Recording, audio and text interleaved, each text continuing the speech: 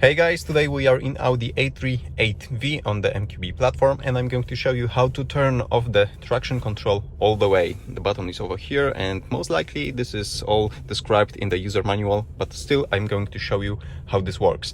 And there are three things that you can do over here. So first of all, if you short press it, nothing will happen. This is a safety feature and it prevents you from turning the traction control off by mistake. So maybe your passenger is trying to retract the screen with this button and it's using the wrong button by mistake. So if it's short pressed, nothing will happen.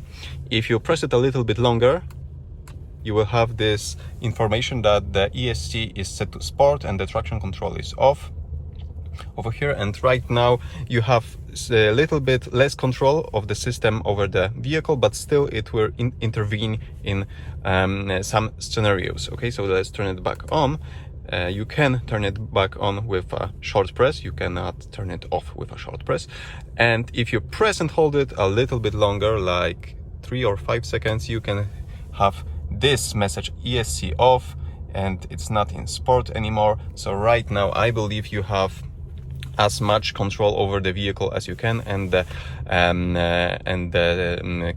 traction control system, the ESP, and all those other safety features are going to let you do something with the vehicle even if it's not safe. I'm not sure if those systems are not going to be turned on automatically after reaching certain speed. That needs to be confirmed yet. Maybe there's a coding that you can change to disable this automatic turning on, but right now this is how to operate this traction control button over here in Audi A3.